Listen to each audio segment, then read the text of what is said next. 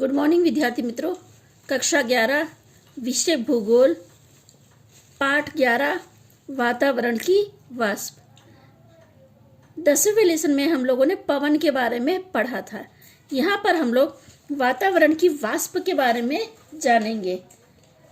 पृथ्वी के वायुमंडल में पानी 3 भौतिक स्वरूप में अवस्थित है, यानी 3 स्वरूप में देखने को मिलता है।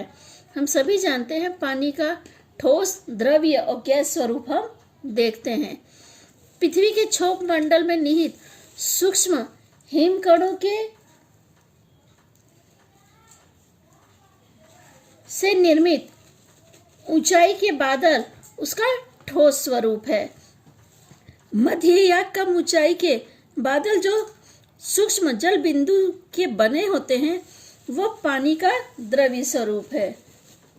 नीचे की हवा में व्याप्त रूप में से फैले जल की वाष्प अर्थात नमी इसका गैस स्वरूप है।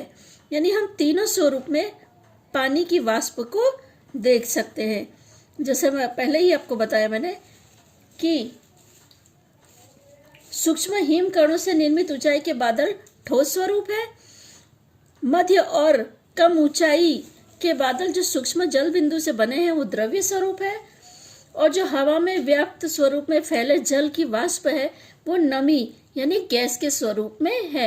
ये हम पानी के तीनों स्वरूप देखते हैं। पानी की वाष्प रंगहीन, स्वादहीन एवं गंधहीन है।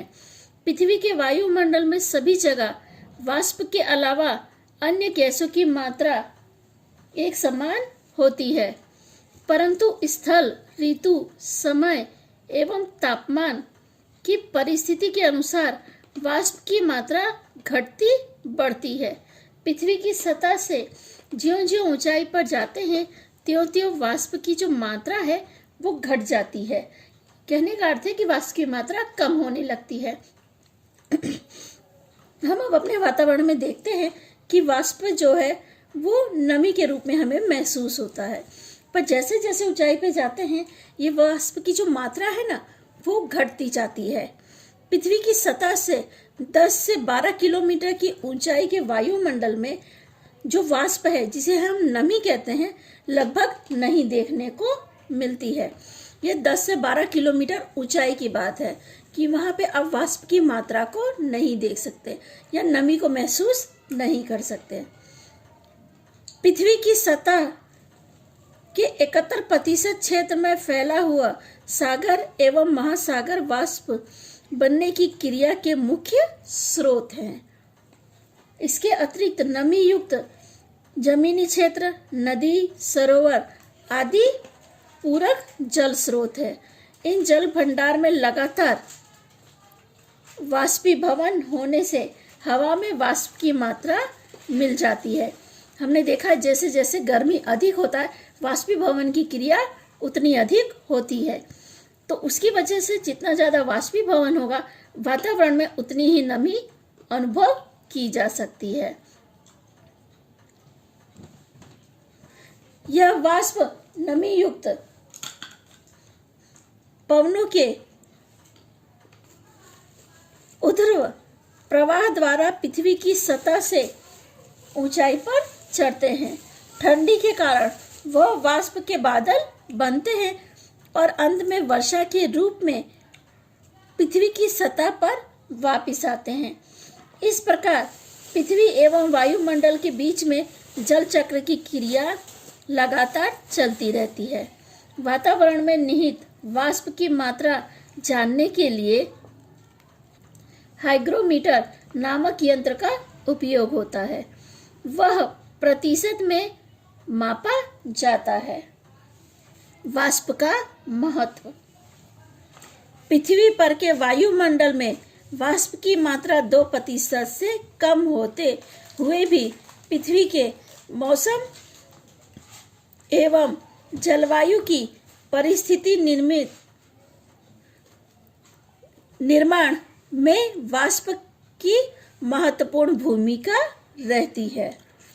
पृथ्वी एवं वायुमंडल के गर्मी एवं ठंडे रहने में हवा में निहित वाष्प की जो विशेष भूमिका है, यानी इसकी वजह से हमारा वातावरण ठंडा और गर्म अनुभव होता है।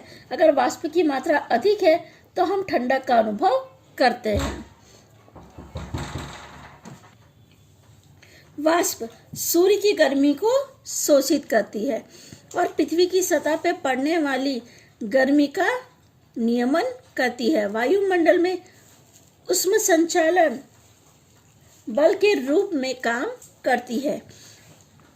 वाष्प में निहित गुप्त ऊष्मा का घनत्व होने पर अलग होती है, जिसके परिणाम स्वरूप हवा के तापमान में वृद्धि होती है तथा वायुमंडल में अस्थिरता पैदा होती है।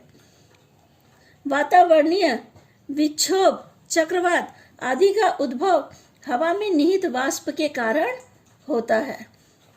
वायुमंडल में पृथ्वी की सतह से वाष्प प्राप्त होती है, क्योंकि जो वाष्पीभवन की क्रिया है वो पृथ्वी की सतह के पानी से होती है। जैसे जैसे सूर्य की किरणें पृथ्वी की सतह पे पड़ती है, वाष्पीभवन की क्रिया उतनी अधिक होती है, उतना अधिक नमी का प्रमाण देखने को मिलता है। पर जो सूर्य की किरणें हैं वह नमी को शोषित कर लेती हैं।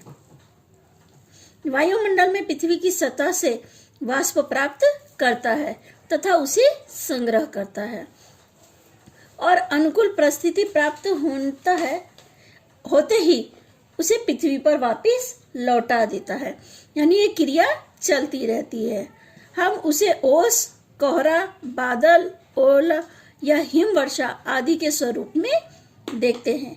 वायुमंडल की वाष्प पृथ्वी पर की समग्र जीव सृष्टि के लिए महत्वपूर्ण है, क्योंकि नमी का प्रमाण अगर वातावरण में बना रहेगा तो गर्मी को शोषित करता रहेगा, जिसकी वजह से हम ठंडक का अनुभव कर सकते हैं। जब अधिक गर्मी होती है तो ये जो नमी है, जो वाष्प की मात्रा है, वो पूरी तरह खत्म हो जाती है, तो सूर्य की गर्मी को ज़्यादा अनुभव होता है। अगर नमी की मात्रा है तो नमी सूर्य की किरणों को शोषित कर लेगी। पृथ्वी पर स्थिर जीव सृष्टि के लिए सर्वाधिक आवश्यक पानी हवा में निहित वाष्प के घनीभवन के बाद होने वाली वर्षा से प्राप्त होता है। यानी जो एक क्रिया है, सूर्य की किरणें पृथ्वी पर पड़ती है, वाष्पीभवन होता है, वो बादल के रूप में, फिर बाद में बरसात होती है और पानी पृथ्वी पर वापस आता है। ये चक्र नियमित चलता रहता है। वाष्पीभवन होना, बादल बनना, उससे बरसात होना और पानी पृथ्वी पर वापस आना, जिसकी वजह से जो हमारी पृथ्वी है उस पर पानी की पूर्ति होती है, यह संतुलन बने रहता है। ठीक है विद्यार्थी मित्रों, आगे की चर्चा हम लोग अगले वीडियो में करेंगे।